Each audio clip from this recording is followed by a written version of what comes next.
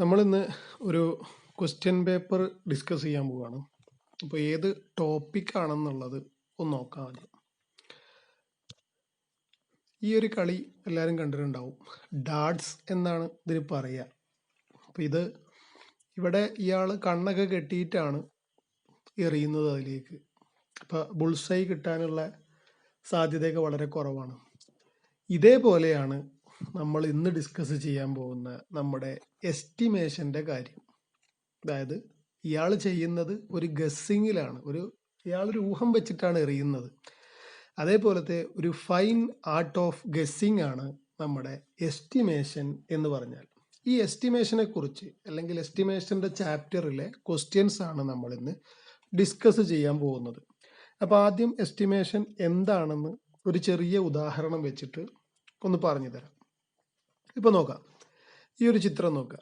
നമ്മളൊരു ഭാഗത്ത് ഒരു സ്റ്റോണ്, അതായത് നമ്മൾ മുറ്റത്തൊക്കെ വിരിക്കുന്ന ടൈല് വിരിക്കാനുള്ള കാര്യങ്ങളാണ്. അപ്പോൾ എന്തെല്ലാം അതിന് ചെയ്യണം എന്നുള്ള കാര്യങ്ങളൊക്കെ ഇപ്പോൾ ഇതിൽ കാണിച്ചു. എന്തൊക്കെയാണ് ചെയ്യേണ്ടത്? ഒന്ന്, അവർ വരുന്നു, മെഷർമെൻറ്റ്സ് എടുക്കുന്നു, അല്ലേ? എത്ര ഏരിയ ഉണ്ടെന്ന് നോക്കുന്നു. പിന്നെ അതിനുശേഷം നമ്മുടെ സ്റ്റോൺ, ഏത് സ്റ്റോൺ ആണോ അത് സെലക്ട് ചെയ്യുന്നു. അതിനുശേഷം ആ സ്റ്റോണ് വീട്ടിലെത്തിക്കുന്നു.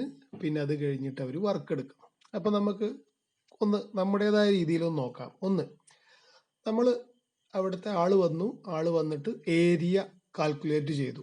നമ്മുടെ മുറ്റം 300 സ്ക്വയർ ഫീറ്റ് ആണെന്ന് അവർ പറഞ്ഞു, ചെക്ക് ചെയ്തിട്ട്. എന്നിട്ട് പറഞ്ഞു സ്റ്റോൺ റേറ്റ്, പല ടൈപ്പ് സ്റ്റോണുകളുണ്ട്. അപ്പോൾ നമ്മളൊരു സ്റ്റോണ് സെലക്ട് ചെയ്തു. അത് അയാൾ പറഞ്ഞു ആ സ്റ്റോണ് അവിടുന്ന് വാങ്ങി നമ്മുടെ വീട്ടിൽ എത്തിക്കാനുള്ള റേറ്റ് 44 രൂപ പെർ സ്ക്വയർ ഫീറ്റ് ആണെന്ന് പറഞ്ഞു. സ്ക്വയർ ഫീറ്റിന് 44 രൂപ വെച്ചിട്ട് സ്റ്റോണ് നമ്മുടെ വീട്ടിൽ എത്തിച്ചു തരും. പിന്നെ അയാൾ പറഞ്ഞു വിരിക്കാനുള്ള ചാർജ്, അതായത് ഇതൊക്കെ അയാൾ പറയാം, മീൻസ് ലാസ്റ്റ് ആണ് നമ്മളോട് പറയാം. അപ്പോൾ അവർ ചെയ്യുന്ന കാര്യങ്ങളാണ്. അപ്പോൾ അവർ വന്ന് ഈ ഏരിയ കാൽക്കുലേറ്റ് ചെയ്തു, നമ്മൾ സ്റ്റോൺ സെലക്ട് ചെയ്തു. പേവിങ് ചാർജ് അവർ പറഞ്ഞത് 16 രൂപ പെർ സ്ക്വയർ ഫീറ്റ് ആണ്. 16 രൂപ സ്ക്വയർ ഫീറ്റിന് 16 രൂപ വെച്ചിട്ട്. ഇനിയാണ് കാൽക്കുലേഷൻ വരുന്നത്. എന്താണ്? സ്റ്റോണിന് മൊത്തം വരുന്ന സ്റ്റോണിന് എത്ര രൂപയാവും? 300 സ്ക്വയർ ഫീറ്റ് ആണെന്ന് കണ്ടുപിടിച്ചിട്ടുണ്ട്. പക്ഷേ കുറച്ച് ഭാഗം കട്ടിങ്ങിനും അതിനും ഇതൊക്കെ പോവും. അപ്പോൾ അവർ 10% കൂടെ കൂട്ടിയിട്ടാണ് വാങ്ങുക. അപ്പോൾ 330 സ്ക്വയർ ഫീറ്റ് അവർ വാങ്ങുന്നു. 330 സ്ക്വയർ ഫീറ്റിന്റെ റേറ്റ് വരിക 14,520 രൂപയാണ്, 44 രൂപ വെച്ചിട്ട്.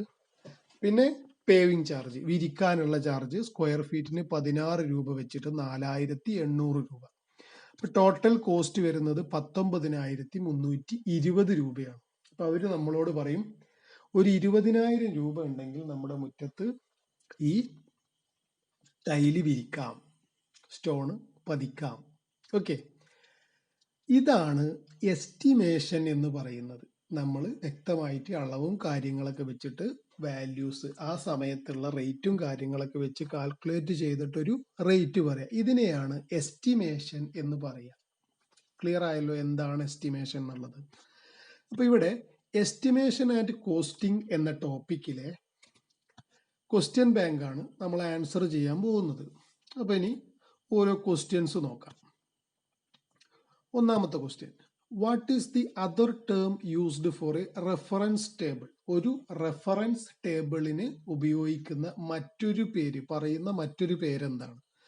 അപ്പൊ ഇതിൽ 4 തന്നിട്ടുണ്ട്. Dictionary, biography, bibliography and information table. Dictionary എന്താണെന്ന് നമുക്കറിയാം, ബയോഗ്രഫി ജീവചരിത്രം കാര്യങ്ങളൊക്കെ അറിയാം. പിന്നെ ബിബ്ലിയോഗ്രഫി എന്ന് പറഞ്ഞാൽ പുസ്തകങ്ങളെ കുറിച്ചിട്ട് അതിന്റെ പുസ്തകത്തിന്റെ ഒരു സൂചിക, അതാണ് ബിബ്ലിയോഗ്രഫി.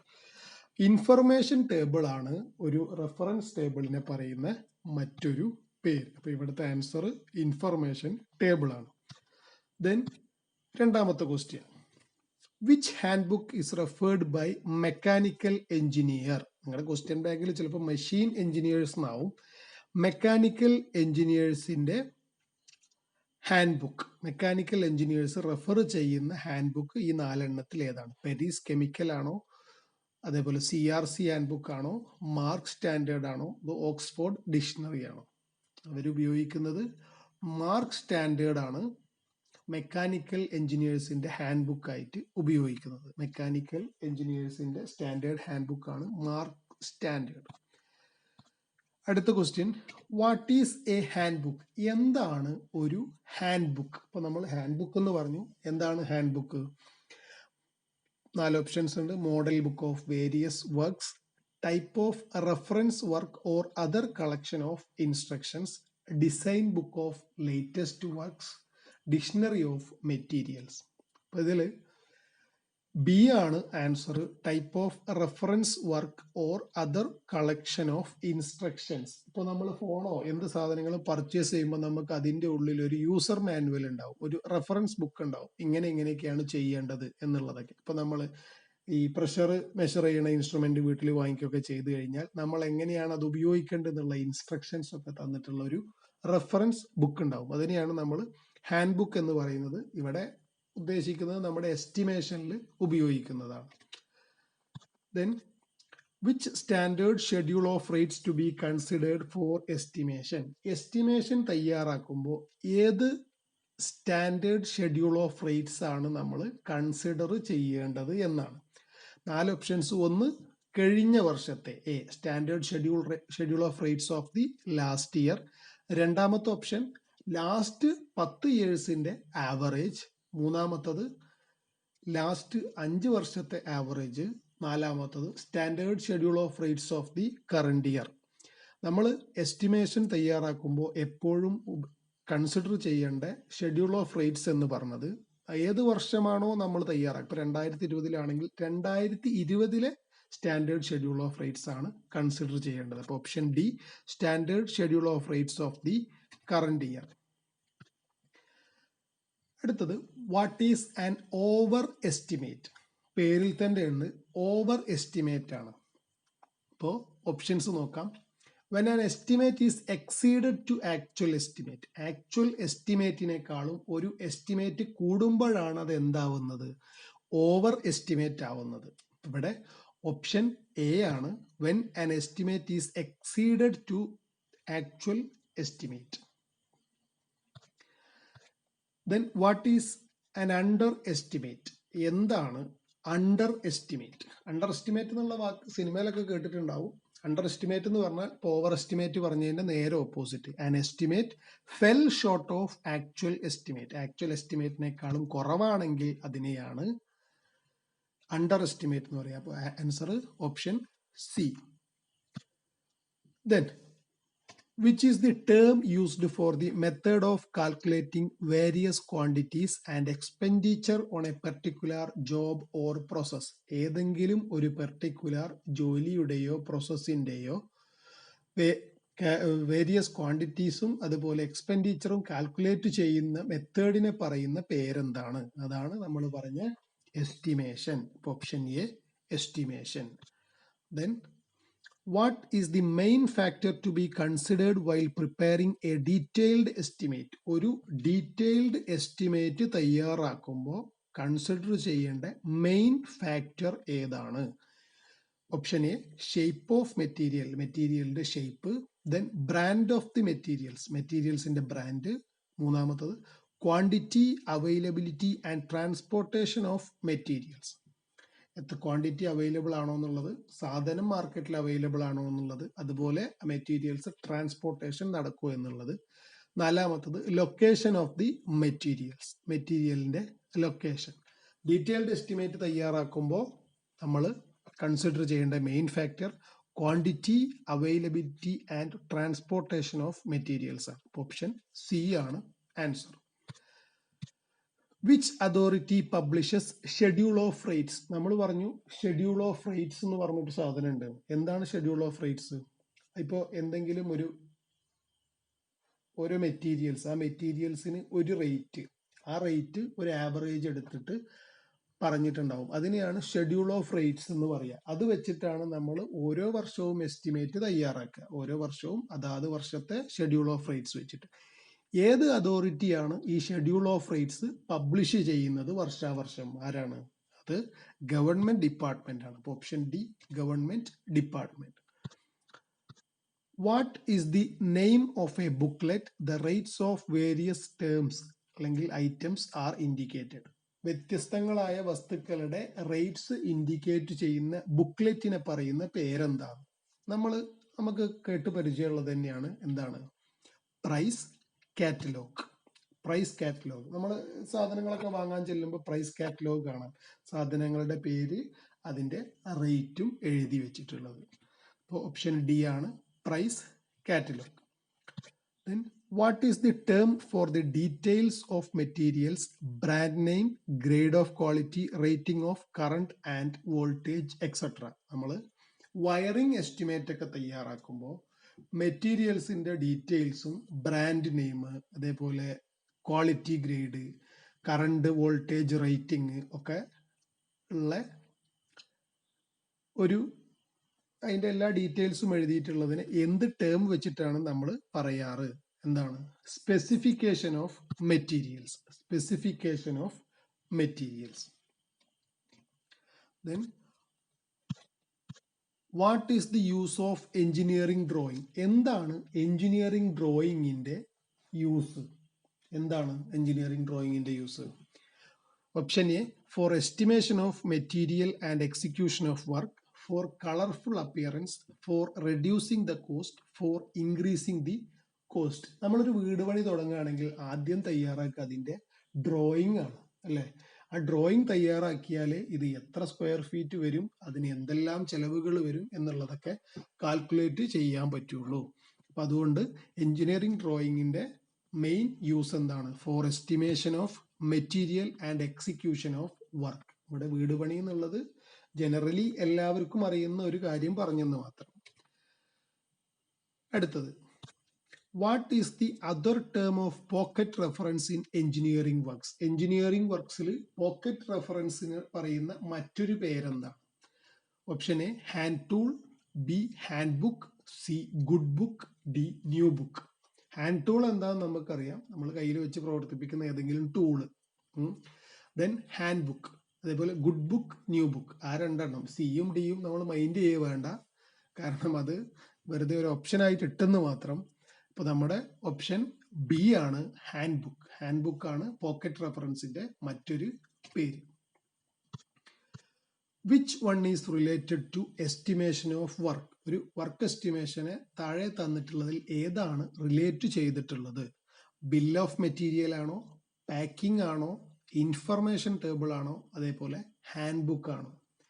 ഒരു എസ്റ്റിമേഷൻ ഓഫ് വർക്കിനെ റിലേറ്റ് ചെയ്തിട്ടുള്ളത് ബിൽ ഓഫ് മെറ്റീരിയൽ ആണ്. ബിൽ ഓഫ് മെറ്റീരിയൽ എന്ന് പറഞ്ഞാൽ ഏതൊക്കെ സാധനങ്ങൾ എത്രയൊക്കെ ക്വാണ്ടിറ്റിയിൽ വേണം, അതിന്റെ റേറ്റിംഗ് കാര്യങ്ങളൊക്കെ പറയുന്നതാണ് ബിൽ ഓഫ് മെറ്റീരിയൽ. മെറ്റീരിയലിന്റെ സാധാരണ നമ്മൾ പറയുന്ന ബില്ലല്ല, മെറ്റീരിയൽസിന്റെ ക്വാണ്ടിറ്റീസും കാര്യങ്ങളൊക്കെ പറയുന്നത്. What is A total cost? Total cost എന്താണ് എന്നാണ് ക്വസ്റ്റ്യൻ. ഇവിടെ പറഞ്ഞിട്ടുള്ളത് മെഷീനിങ് പ്രോസസ്സിന്റെ കേസാണ്. അപ്പോൾ റോ മെറ്റീരിയൽ കോസ്റ്റ് ഓൺലി എന്ന് പറഞ്ഞിട്ടുണ്ട് option A. Machining cost only option C. Raw material cost and machining cost option D. Advertisement cost only. ഇവിടെ machining പ്രോസസ്സിൽ ടോട്ടൽ കോസ്റ്റ് ഇൻക്ലൂഡ് ചെയ്തിട്ടുള്ളത് റോ മെറ്റീരിയൽസിന്റെയും അതുപോലെ തന്നെ മെഷീനിങ് കോസ്റ്റും ഇൻക്ലൂഡ് ചെയ്തിട്ടുണ്ട്. So option C, raw materials cost and machining cost. Who prepares the cost of estimation? ആരാണ് cost of estimation prepare ചെയ്യുന്നത്, തയ്യാറാക്കുന്നത്? ആരാണ്? ഓപ്പറേറ്റർ ആണോ, ക്വാളിറ്റി ഇൻസ്പെക്ടർ ആണോ, എസ്റ്റിമേറ്റർ ആണോ, ഡ്രാഫ്റ്റ്സ്മാൻ ആണോ? എസ്റ്റിമേറ്റർ ആണ്. So option C, estimator. Which one is included in machining estimation sheet? Machining estimation ഷീറ്റിൽ ഇൻക്ലൂഡ് ചെയ്തിട്ടുള്ളത് എന്താണ്? ട്രാൻസ്പോർട്ട് കോസ്റ്റ് ആണോ, അഡ്വർടൈസ്മെന്റ് കോസ്റ്റ് ആണോ, റോ മെറ്റീരിയൽ കോസ്റ്റ് ആണോ, ടാക്സ് ആണോ? നമ്മൾ നേരത്തെ ക്വസ്റ്റ്യനിൽ പറഞ്ഞു അത് റോ മെറ്റീരിയൽ കോസ്റ്റ് ആണ്. അതിൽ ഇൻക്ലൂഡ് ചെയ്തിട്ടുള്ളത് റോ മെറ്റീരിയൽ കോസ്റ്റ് ആണ്. Next one, what is the minimum permissible size of aluminium wire used in estimation? വയറിങ്ങിന്റെ എസ്റ്റിമേഷൻ കേസാണ് പറയുന്നത്. അലൂമിനിയം വയർ നമ്മൾ എസ്റ്റിമേഷനിൽ ഉൾപ്പെടുത്തിയിട്ടുള്ള അലൂമിനിയം വയറിന്റെ മിനിമം പെർമിസിബിൾ സൈസ് എത്രയാണ് എന്നാണ് ക്വസ്റ്റ്യൻ. അപ്പോൾ അലൂമിനിയം വയറിന്റെ മിനിമം പെർമിസിബിൾ സൈസ് എന്ന് പറഞ്ഞത് 1.5 സ്ക്വയർ mm ആണ്. അതിനർത്ഥം അതിന് താഴോട്ടുള്ളത് നമ്മൾ എസ്റ്റിമേഷനിൽ ഉൾപ്പെടുത്തില്ല. 1.5 സ്ക്വയർ mm ആണ് മിനിമം പെർമിസിബിൾ സൈസ് അലൂമിനിയം വയറിന്റെ എസ്റ്റിമേഷനിൽ ഉൾപ്പെടുത്താൻ. ക്ലിയർ അല്ലേ? അടുത്ത question, what is the minimum permissible area of conductor for underground cable for 3.5 course cable? അതായത് അണ്ടർഗ്രൗണ്ട് കേബിളില് minimum permissible area of conductor എത്രയാണ്? നേരത്തെ പറഞ്ഞത് അലൂമിനിയം വയറിന്റെ കേസ് ആയിരുന്നു. ഇവിടെ പറഞ്ഞത് അണ്ടർഗ്രൗണ്ട് കേബിൾ 3.5 കോറിന്റെ അണ്ടർഗ്രൗണ്ട് കേബിളിന്റെ minimum permissible area. Minimum permissible area പറയുന്നത് 50 സ്ക്വയർ mm ആണ്. 50 square mm. Option B 50 square mm. Next one, which one is the most reliable estimate? നമ്മൾക്ക് ഏറ്റവും കൂടുതൽ വിശ്വസിക്കാൻ പറ്റുന്ന എസ്റ്റിമേറ്റ് ഏതാണ്? പ്രിലിമിനറി എസ്റ്റിമേറ്റ് ആണോ, പ്ലിന്ത് ഏരിയ എസ്റ്റിമേറ്റ് ആണോ, ക്യൂബ് റേറ്റ് എസ്റ്റിമേറ്റ് ആണോ, ഡീറ്റെയിൽഡ് എസ്റ്റിമേറ്റ് ആണോ? പേരിൽ തന്നെയുണ്ട്, ഡീറ്റെയിൽഡ് എസ്റ്റിമേറ്റിനെയാണ് നമുക്ക് ഏറ്റവും കൂടുതൽ റിലയബിൾ ആയിട്ടുള്ളത്. Okay, then which IE rules are to be verified on completion of wiring on any new installation? എവിടെയെങ്കിലും പുതിയതായിട്ട് വയറിംഗ് ഇൻസ്റ്റലേഷൻ ഒക്കെ കഴിഞ്ഞാൽ ഏത് ഇന്ത്യൻ ഇലക്ട്രിസിറ്റി റൂൾസ് ആണ് വെരിഫൈ ചെയ്യേണ്ടത് എന്നാണ്. ഏത് റൂൾസ് വെച്ചിട്ടാണ് വെരിഫൈ ചെയ്യേണ്ടത് എന്നാണ് ക്വസ്റ്റ്യൻ. അതിൽ Indian electricity rules 1956, Indian electricity rules 1960, IE rules 1961, IE rules 1967 ആണ് ഓപ്ഷൻസിലുള്ളത്. ഇന്ത്യൻ ഇലക്ട്രിസിറ്റി റൂൾസ് 1956 ആണ് വെരിഫൈ ചെയ്യേണ്ടത്. വയറിംഗ് കഴിഞ്ഞിട്ട് പുതിയ ന്യൂ ഇൻസ്റ്റലേഷൻ വയറിംഗ് കഴിഞ്ഞാൽ വെരിഫൈ ചെയ്യേണ്ടത് IE റൂൾസ് 1956 ആണ്. So option A. Then അടുത്ത question, what describes the detailed specification for the item of work? ഒരു ഐറ്റം ഓഫ് വർക്കിന്റെ ഡീറ്റെയിൽഡ് സ്പെസിഫിക്കേഷൻ എന്തെല്ലാം ഡിസ്ക്രൈബ് ചെയ്യും? ഓക്കെ, എന്തൊക്കെയാണ്? Option A quality, quantity, workmanship, method of execution. B colour. C tax, transport, overhead expenses. Option D maintenance, stock and cost. ഒരു item of വർക്കിന്റെ detail specification എന്തെല്ലാം describe ചെയ്യുന്നതാണ്. അതിൽ describe ചെയ്യുന്നത് quality, quantity, workmanship and method of execution. ഇതെല്ലാം describe ചെയ്യും. So option A quality, quantity, workmanship and method of execution. ഇനി which of the impurity in cast iron makes it hard and brittle? Cast അയണിലെ ഏത് ഇംപ്യൂരിറ്റിയാണ് അതിനെ ഹാർഡും ബ്രിട്ടിലുമാക്കി മാറ്റുന്നത്? നമ്മൾ മെറ്റൽസിന്റെ കേസൊക്കെ പഠിച്ച സമയത്ത് പറഞ്ഞിരുന്നു, അത് സൾഫർ ആണ്. It is sulphur. Sulphur. Option B ആണ് answer. Then what cables are used for 132 kV lines? 132 kV ലൈൻസിന് ഏത് ടൈപ്പ് കേബിൾസ് ആണ് ഉപയോഗിക്കുക എന്നാണ്. 132 കിലോ വോൾട്ടേജ് ലൈൻസ്, KV ലൈൻസിന് ഉപയോഗിക്കുന്നത് എക്സ്ട്രാ സൂപ്പർ വോൾട്ടേജ് ലൈൻസ് ആണ്. ഹൈ ടെൻഷൻ ലൈൻസ് നമ്മൾ കേട്ടിട്ടുണ്ടാവും. 132 kV ലൈൻസിന് ഉപയോഗിക്കുന്നത് എക്സ്ട്രാ സൂപ്പർ വോൾട്ടേജ് ആണ്. Which specification is other than general specification? ഇത് സിമ്പിൾ ആയിട്ട് പറയുകയാണെങ്കിൽ, നമ്മളൊരു ഫോൺ പർച്ചേസ് ചെയ്യുമ്പോൾ ഫോണിന്റെ പെട്ടിന്റെ മുകളിൽ ആദ്യം കാണുക എത്ര GB. ഇപ്പോൾ 4 GB റാം, 64 GB റോം, അതേപോലെ 32 mega pixel main camera, primary camera, അതുപോലെ 12 മെഗാ പിക്സൽ സെൽഫി ക്യാം എന്ന് പറഞ്ഞിട്ട് കുറച്ച് കാര്യങ്ങൾ മാത്രമാണ് നമ്മൾ കാണുക, അല്ലേ? പക്ഷെ അതിന്റെ ഉള്ളിലെ കാറ്റലോഗിൽ എന്തുണ്ടാവും? ഡീറ്റെയിൽ ആയിട്ട് കാര്യങ്ങൾ കൊടുത്തിട്ടുണ്ടാവും. അപ്പൊ ജനറൽ സ്പെസിഫിക്കേഷൻ ആണ് നമ്മൾ ഡയറക്റ്റ് കാണുന്ന കുറച്ച് കാര്യങ്ങളുള്ളത്. അതിൻ്റെ ഉള്ളിലുള്ളത് വേറെ സ്പെസിഫിക്കേഷൻ ആയിട്ട് പറയുന്നത് ഡീറ്റെയിൽഡ് സ്പെസിഫിക്കേഷൻ ആണ്. ജനറൽ സ്പെസിഫിക്കേഷന് പുറമേ ഉള്ളത് ഡീറ്റെയിൽഡ് സ്പെസിഫിക്കേഷൻ ആണ്. What percentage of water is absorbed by a good building stone? ഒരു നല്ല ബിൽഡിംഗ് സ്റ്റോൺ എത്ര പെർസെൻറ്റേജ് വെള്ളം വരെ അബ്സോർബ് ചെയ്യാം എന്നാണ്. അത് മാക്സിമം പറയുന്നത് 5% ആണ്. സോ ലെസ് ദാൻ 5% ആണ് ഇതിൻ്റെ ആൻസർ.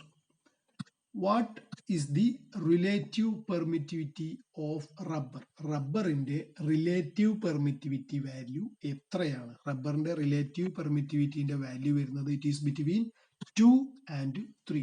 2ന്റെയും 3ന്റെയും ഇടയിലാണ് റബ്ബറിന്റെ റിലേറ്റീവ് പെർമിറ്റിവിറ്റി. ഇനി നമുക്ക് എസ്റ്റിമേഷൻ ആൻഡ് കോസ്റ്റിംഗിലെ പ്രോബ്ലംസ് ക്വസ്റ്റ്യനിലേക്ക് കടക്കാം. ഇപ്പോൾ അതിലെ question, what is the weight of the iron ball having a volume 250 cubic centimeter and density 7.5 gram per cubic centimeter? 250 cubic centimetre വോളിയമുള്ള ഒരു അയൺ ബാളിന്റെ വെയിറ്റ് എത്രയാണെന്നാണ് കാൽക്കുലേറ്റ് ചെയ്യേണ്ടത്. അതിന്റെ density 7.5 gram per cubic centimeter ആണെന്ന് തന്നിട്ടുണ്ട്. നമ്മൾ ഇതിന് മുമ്പേ ക്വസ്റ്റ്യൻ പേപ്പർ ഡിസ്കസ് ചെയ്തപ്പോൾ പറഞ്ഞതാണ്, പ്രോബ്ലംസ് ക്വസ്റ്റ്യൻ ആണെങ്കിൽ നമ്മൾ ഓപ്ഷൻസ് മൈൻഡ് ചെയ്യണ്ട. നമ്മൾ ആദ്യം എന്ത് ചെയ്യാം, ഓപ്ഷൻസിലെ യൂണിറ്റ് എന്താണെന്ന് നോക്കുക, അതിനുശേഷം നേരെ പ്രോബ്ലം ചെയ്യാം, എന്നിട്ട് ആൻസർ എന്താണ് കിട്ടുന്നത് നോക്കുക. അപ്പൊ നമുക്ക് തന്നിട്ടുള്ള കാര്യങ്ങൾ, ഒന്ന് volume 250 cc, density 7.5 gram per cc. നമുക്കറിയാം ഡെൻസിറ്റി എന്ന് പറഞ്ഞാൽ it is mass by volume ആണ്. അപ്പൊ അതിൽ നിന്ന് നമുക്ക് മാസ് കണ്ടുപിടിക്കാം. Mass is equal to density into volume, rho into V. ഇപ്പൊ ഇവിടെ ഡെൻസിറ്റിയും തന്നിട്ടുണ്ട്, വോളിയവും തന്നിട്ടുണ്ട്. രണ്ടും കൂടെ ഇക്വേഷനിൽ സബ്സ്റ്റിറ്റ്യൂട്ട് ചെയ്ത് കഴിഞ്ഞാൽ 1875 gram എന്ന് കിട്ടും. അപ്പോൾ ഇത് നമ്മുടെ ഓപ്ഷനിലുണ്ട്, ഓപ്ഷൻ ബി 1875 gram. എങ്ങനെയാ ചെയ്തതെന്നുള്ളത് ക്ലിയർ ആയല്ലോ.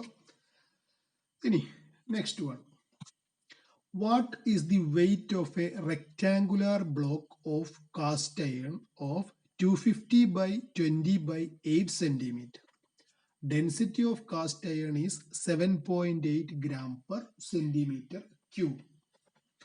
ഒരു റെക്ടാങ്കുലർ കാസ്റ്റ് അയൺ ബ്ലോക്കിന്റെ വെയിറ്റ് എത്രയാണെന്നാണ് കാൽക്കുലേറ്റ് ചെയ്യേണ്ടത്. നേരത്തെ അതേപോലെ തന്നെയാണ്.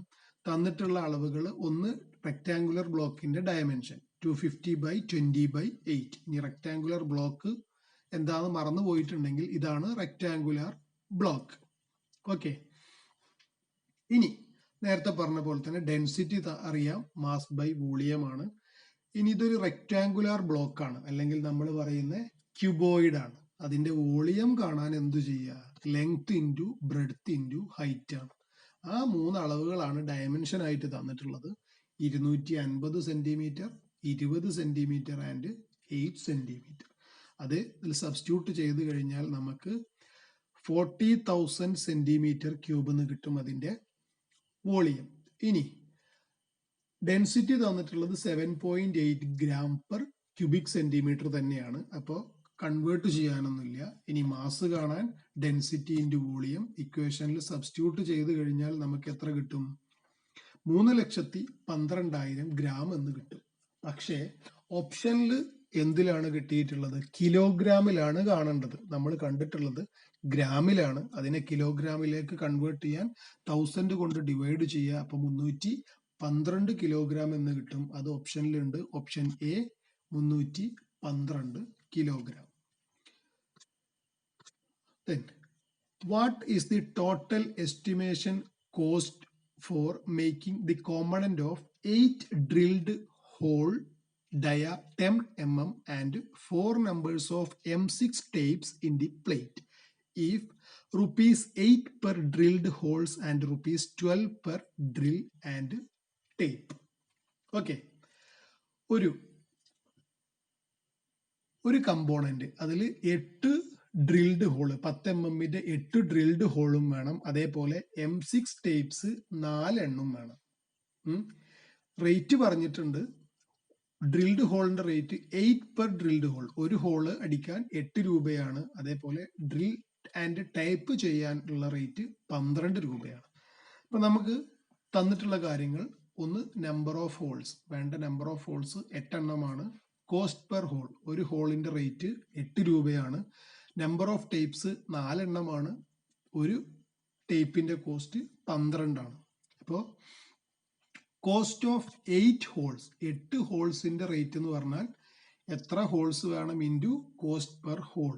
അപ്പോൾ 8 × 8 64 രൂപ എന്ന് കിട്ടും. അതേപോലെ തന്നെ കോസ്റ്റ് ഓഫ് 4 ടേപ്സ്, 4 × 12 48 എന്ന് കിട്ടും. ഇപ്പൊ ടോട്ടൽ കോസ്റ്റ് എന്ന് പറഞ്ഞാൽ ഇത് രണ്ടും കൂടെ ആഡ് ചെയ്യുക, 64 + 48 നമുക്ക് 112 റുപ്പീസ് എന്ന് കിട്ടും. 112 രൂപ. Option C 112. Then next one, what is the estimation of milling cost of a rectangular block size 100 × 100 by 80 by 60 mm if the cost of milling is ₹2 per square centimeter? Figure തന്നിട്ടുണ്ട്. അതായത് 100 by 80 by 60 mm dimension ഉള്ള ഒരു rectangular block milling നടത്താനുള്ള rate ആണ് പറഞ്ഞിട്ടുള്ളത്. Milling rate പറഞ്ഞിട്ടുള്ളത് ₹2 per square centimeter ആണ്. അപ്പൊ നമ്മൾ ഇവിടെ ഏരിയ ആണ് കണ്ടുപിടിക്കേണ്ടത്. ഏരിയ കണ്ടുപിടിക്കേണ്ടത് സെന്റിമീറ്ററിലാണ്. അപ്പൊ നമ്മൾ ഡയമെൻഷൻ എടുത്തെഴുതുമ്പോൾ സെന്റിമീറ്ററിലാക്കി എഴുതി. 100 mm എന്ന് പറഞ്ഞാൽ 10 centimetre, 80 mm 8 centimetre, 60 mm 6 centimetre. അപ്പൊ 10 by 8 by 6. Cost of milling ₹2 per square centimeter ആണ്. ഇനി ഇതൊരു ക്യൂബോയിഡ് ഷേപ്പ് ആണ്. ക്യൂബോയിഡ് ഷേപ്പിന് നമുക്കറിയാം എത്ര സൈഡ് ഉണ്ടാവും? 6 സൈഡ് ഉണ്ടാവും അല്ലേ? അപ്പൊ 6 സൈഡിന്റെ ഏരിയ കാണാൻ, ക്യൂബോയിഡിന്റെ ടോട്ടൽ സർഫസ് ഏരിയ കാണാനുള്ള ഇക്വേഷൻ അറിയുന്നതാണ്. എന്താണ്? Total surface area of cuboid is equal to 2 × LB + BH + LH. അതിൽ ലെങ്ത് 10 ആയിട്ടും ബ്രെഡ്ത്ത് 8 ആയിട്ടും ഹൈറ്റ് 6 ആയിട്ടും എടുക്കുക. ഇക്വേഷനിൽ സബ്സ്റ്റിറ്റ്യൂട്ട് ചെയ്ത് കഴിഞ്ഞാൽ നമുക്ക് കിട്ടുന്നത് 376 സ്ക്വയർ സെന്റിമീറ്റർ എന്നാണ്. ഇനി കണ്ടുപിടിക്കേണ്ടത് ടോട്ടൽ മില്ലിംഗ് കോസ്റ്റ് ആണ്.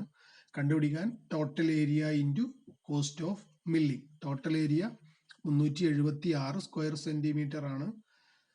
മൾട്ടിപ്ലൈ ചെയ്യുമ്പോൾ നമുക്ക് കിട്ടുന്ന വാല്യൂ ₹752. ഓപ്ഷൻ ബി 752 രൂപ മില്ലിംഗ്, ടോട്ടൽ മില്ലിംഗ് കോസ്റ്റ്. ഇനി അടുത്ത ക്വസ്റ്റ്യൻ നോക്കാം.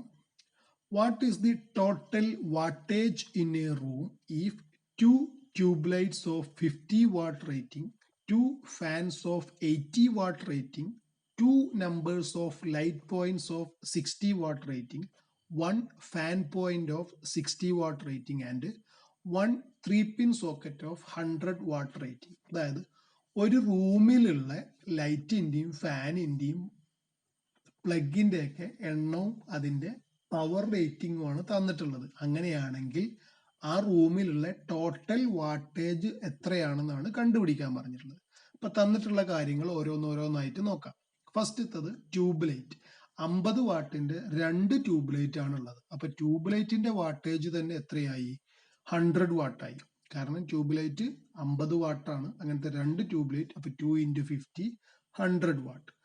പിന്നെ പറഞ്ഞത് 80 വാട്ടിന്റെ 2 ഫാൻ ഉണ്ട്. 80 വാട്ടിന്റെ 2 ഫാൻ. അപ്പൊ 2 × 80 160 വാട്ട്സ്.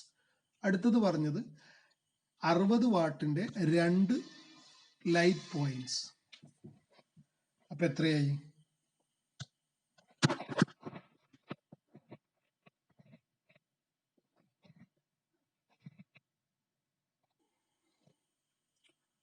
ഇപ്പോ 2 ലൈറ്റ് പോയിന്റ്സ്, 60 വാട്ടിന്റെ 2 ലൈറ്റ് പോയിന്റ്സ് ആകുമ്പോൾ 120 വാട്ട്.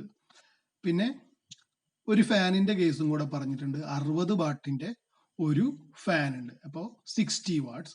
പിന്നെ ഒരു 3-pin സോക്കറ്റ് ഉണ്ട് 100 വാട്ടിന്റെ, അപ്പൊ അതിൻ്റെത് ഒരു 100 വാട്ട്. ഇനി നമുക്ക് കണ്ടുപിടിക്കേണ്ടത് ആ റൂമിലുള്ള ടോട്ടൽ വാട്ടേജ് ആണ്. കണ്ടുപിടിക്കാൻ എന്ത് ചെയ്താൽ മതി? ഈ കിട്ടിയ എല്ലാ വാല്യൂം കൂടെ ആഡ് ചെയ്യുക. ചെയ്തു കഴിഞ്ഞാൽ നമുക്ക് കിട്ടുന്നത് 540 വാട്ടാണ്. ക്ലിയർ ആണല്ലോ എങ്ങനെയാണ് ചെയ്തത് എന്നുള്ളത്.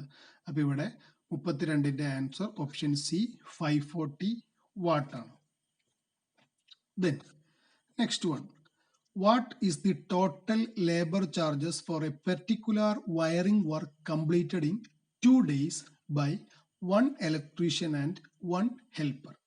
Electrician rate at rupees 800 per day and helper at rupees 400 per day.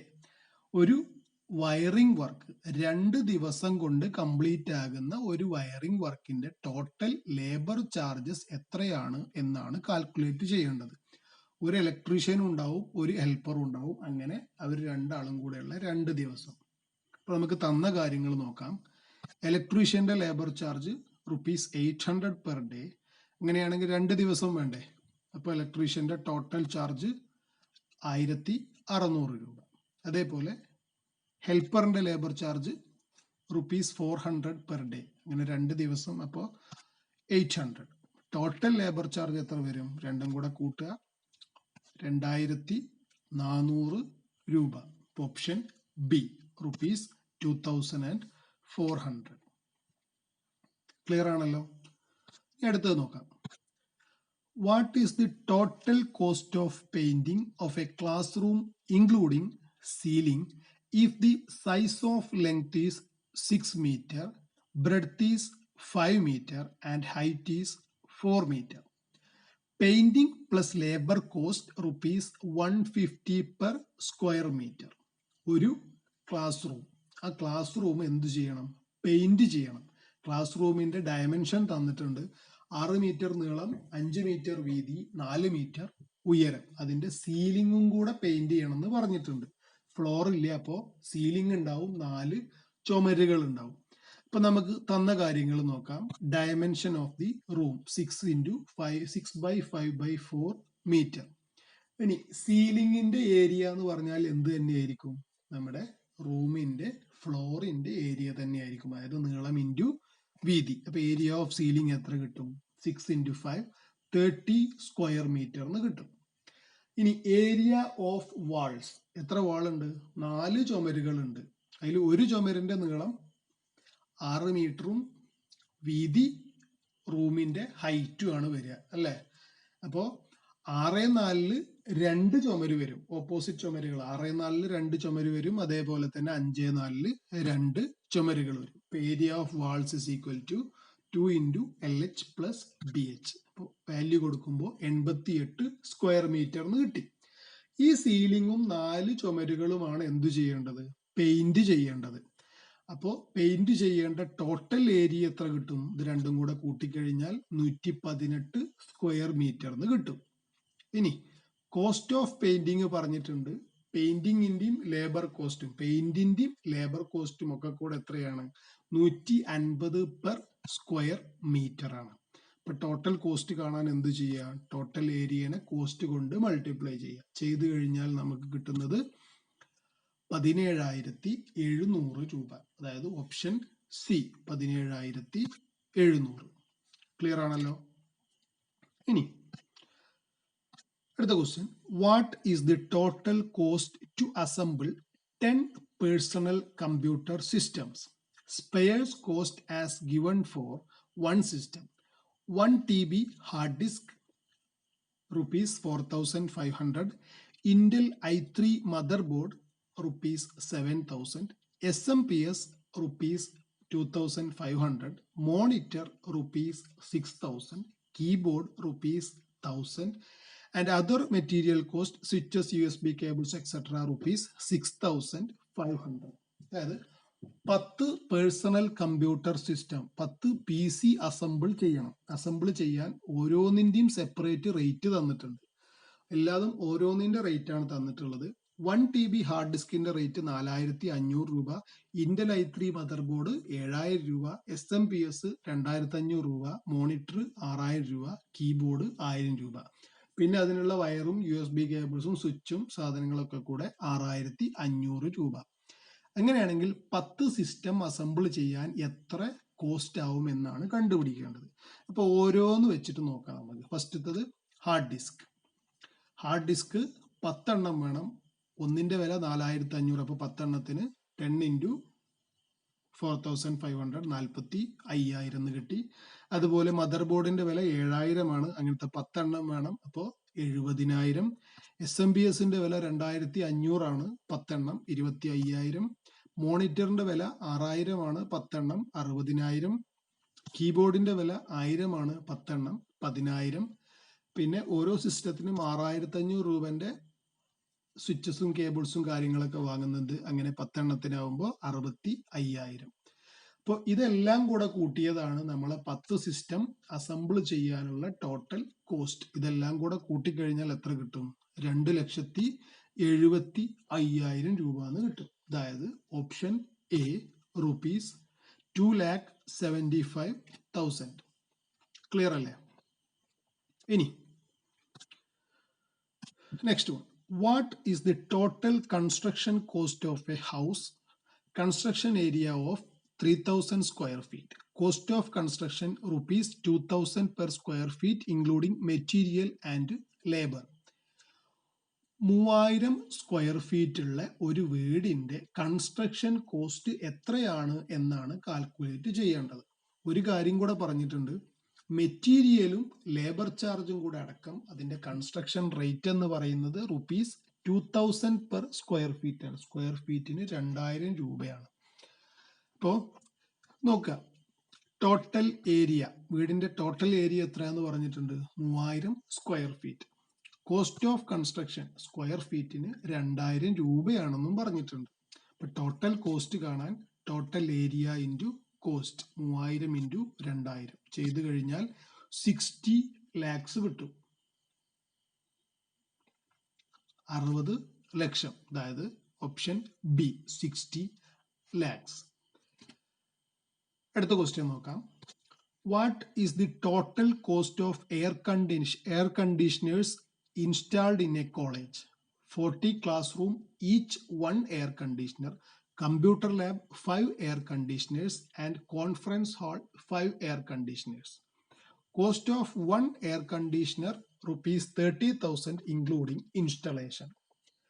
ഒരു കോളേജിൽ AC ഇൻസ്റ്റാൾ ചെയ്യാനുള്ള ടോട്ടൽ കോസ്റ്റ് എത്രയാണ് എന്നാണ് കാൽക്കുലേറ്റ് ചെയ്യേണ്ടത്. പറഞ്ഞിട്ടുണ്ട് 40 ക്ലാസ് റൂം ഉണ്ട്. ഓരോ ക്ലാസ് റൂമിലും എത്ര AC വെച്ചിട്ടാണ് വേണ്ടത്? ഓരോ AC വെച്ചിട്ട്. കമ്പ്യൂട്ടർ ലാബിൽ 5 AC വെച്ചിട്ട്, കോൺഫറൻസ് ഹാളിൽ 5 AC. ഒരു കമ്പ്യൂട്ടർ ലാബും ഒരു കോൺഫറൻസ് ഹാളുമാണ് ഉള്ളത്. പിന്നെ ഒരു കാര്യം കൂടെ പറഞ്ഞിട്ടുണ്ട്, ACന്റെ കോസ്റ്റ് ഇൻസ്റ്റലേഷൻ അടക്കം ഒരു ACന്റെ കോസ്റ്റ് 30,000 രൂപയാണ്. അപ്പൊ ആദ്യം തന്ന കാര്യങ്ങൾ നോക്കാം. Cost of 1 AC including installation rupees 30,000 ആണ്. ഇനി നമ്മൾ കണ്ടുപിടിക്കേണ്ടത് ടോട്ടൽ എത്ര AC വേണമെന്നാണ്. 40 ക്ലാസ് റൂമിൽ ഓരോന്ന് വെച്ചിട്ട് ഇപ്പൊ 40, പിന്നെ കമ്പ്യൂട്ടർ ലാബിൽ 5 എണ്ണം, കോൺഫറൻസ് ഹാളിൽ 5 എണ്ണം, അങ്ങനെ ടോട്ടൽ 50 AC ആണ് വേണ്ടത്. ഇപ്പൊ ടോട്ടൽ കോസ്റ്റ് കാണാൻ എന്ത് ചെയ്യുക? Total number of AC into cost ചെയ്ത് കഴിഞ്ഞാൽ കിട്ടുന്നത് 15 lakhs ആണ് കിട്ടുക. Option D rupees 15 lakhs. Clear ആണല്ലോ? ഇനി what is the estimation of labour charge for making inside square of size 30 by 30 mm if making charge is rupees 500 per 10 centimeter square? Figure തന്നിട്ടുണ്ട്. ഈ ഫിഗറിൽ ഒരു 70 by 70 mm സ്ക്വയർ പ്ലേറ്റിൽ നമ്മൾ നടുക്ക് ഒരു 30 by 30 സ്ക്വയർ കട്ട് ചെയ്യണം. ഓക്കെ, അപ്പൊ അതിന്റെ റേറ്റ് എങ്ങനെയാണ് പറഞ്ഞിട്ടുള്ളത്? 500 per 10 centimeter സ്ക്വയർ ആണ് പറഞ്ഞിട്ടുള്ളത്. അപ്പൊ നമ്മൾ റേറ്റ് പറഞ്ഞിട്ടുള്ളത് സെന്റിമീറ്റർ സ്ക്വയറിലാണ്, ഡയമെൻഷൻ തന്നിട്ടുള്ളത് മില്ലിമീറ്ററിലാണ്. അപ്പൊ നമ്മൾ ഡയമെൻഷൻ എഴുതിയത് 30 by 30, അതിനെ സെന്റിമീറ്ററിലാക്കുമ്പോൾ 3 by 3 സെന്റിമീറ്റർ ആണ് അതിന്റെ ഡയമെൻഷൻ. ഇനി ആ സ്ക്വയറിന്റെ ഏരിയ കാണാൻ A സ്ക്വയർ ആണ്, ഇക്വേഷനിൽ സബ്സ്റ്റിറ്റ്യൂട്ട് ചെയ്ത് കഴിഞ്ഞാൽ 9 സെന്റിമീറ്റർ സ്ക്വയർ എന്ന് കിട്ടും. മേക്കിംഗ് ചാർജ് തന്നിട്ടുണ്ട് 500 by 10 സെന്റിമീറ്റർ സ്ക്വയർ ആണ്. 10 സെന്റിമീറ്റർ സ്ക്വയറിന്റെ മേക്കിംഗ് ചാർജ് 500 രൂപയാണ്. അപ്പോൾ 1 സെന്റിമീറ്റർ സ്ക്വയറിന്റെ മേക്കിംഗ് ചാർജ് എന്ന് പറയുന്നത് 50 രൂപയാണ്. ഒന്നും ചെയ്തിട്ടില്ല, 500 by 10 50 പെർ സെന്റിമീറ്റർ സ്ക്വയർ ആണ്. 50 രൂപ പെർ സെന്റിമീറ്റർ സ്ക്വയർ. അപ്പൊ ഇവിടുത്തെ ലേബർ ചാർജ് കാണാൻ എന്ത് ചെയ്യുക? Area into making charge. Area എത്രയാണ്? 9, മേക്കിംഗ് ചാർജ് 50 ചെയ്തു കഴിഞ്ഞാൽ 450 രൂപ എന്ന് കിട്ടും. അതായത് ഓപ്ഷൻ ബി ₹450. ഇനി ലാസ്റ്റ് ക്വസ്റ്റ്യൻ നോക്കാം.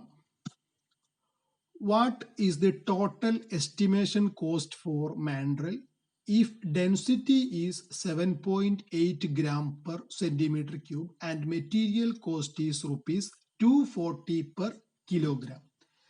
ഫിഗർ തന്നിട്ടുണ്ട്, മാൻഡ്രലിന്റെ ഫിഗർ തന്നിട്ടുണ്ട്, അതായത് ഡ്രോയിങ് തന്നിട്ടുണ്ട്.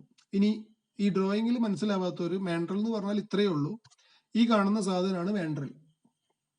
ഓക്കെ, അതായത് ഒരു സിലിണ്ടർ തന്നെ, അതിന്റെ മുകളിലും താഴെയും ക്യാപ്പ് പോലെ 2 സിലിണ്ടറും കൂടെ ഉണ്ട്. ഇതാണ് മാൻഡ്രൽ എന്ന് പറഞ്ഞത്. കാണാത്തവര് ജസ്റ്റ് ഒന്ന് കാണുക.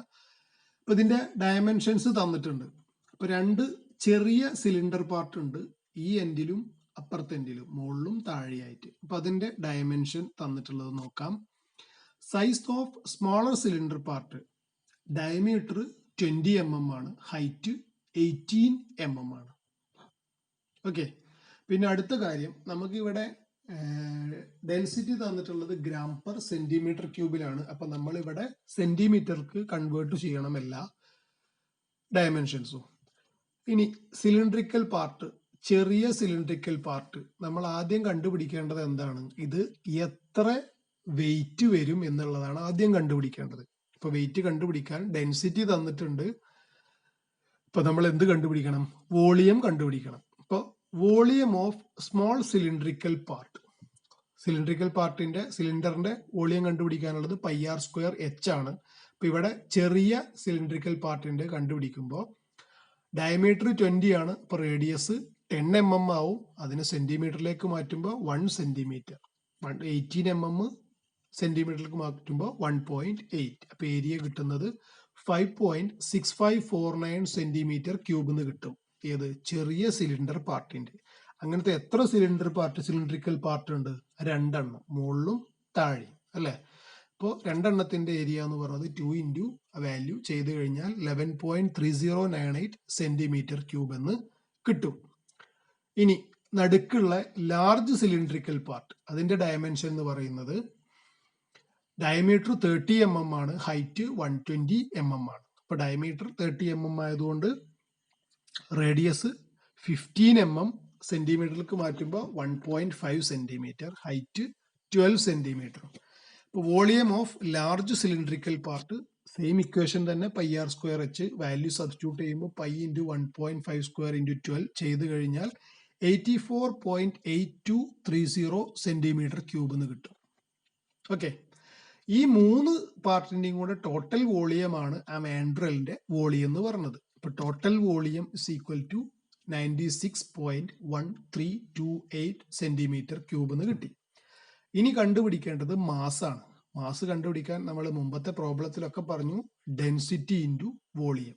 Density 7.8 gram per centimetre cube ആണ്. വോളിയം നമുക്ക് കിട്ടി, വാല്യൂ സബ്സ്റ്റിറ്റ്യൂട്ട് ചെയ്ത് കഴിഞ്ഞാൽ നമുക്ക് കിട്ടുന്നത് 749.8358 ഗ്രാം എന്ന് കിട്ടും. ഇവിടെ റേറ്റ് തന്നിട്ടുള്ളത് ₹240 പെർ കിലോഗ്രാം ആയതുകൊണ്ട് നമ്മൾ അതിനെ കിലോഗ്രാമിലേക്ക് കൺവേർട്ട് ചെയ്തു.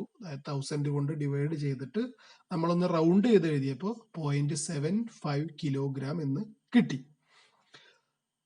Total cost, estimation cost of for mandrel is equal to 0.75 into 240. 0.75 kilogram ആണ് വേണ്ടത്. കിലോഗ്രാമിന് 240 രൂപയാണ്. അപ്പൊ 0.75 കിലോഗ്രാമിന് 0.75 ഇൻറ്റു 240, ആൻസർ 180 റുപ്പീസ് എന്ന് കിട്ടും. Option D 180 rupees. ഇത്രയുമാണ് നമ്മുടെ എസ്റ്റിമേഷൻ ആൻഡ് കോസ്റ്റിംഗ് എന്ന ടോപ്പിക്കിലെ ക്വസ്റ്റ്യൻ ബാങ്കിലെ ക്വസ്റ്റ്യൻസും അതിൻ്റെ ആൻസേഴ്സും. നിങ്ങൾക്ക് ക്ലിയർ ആയി എന്ന് വിചാരിക്കുന്നു. Okay, thank you.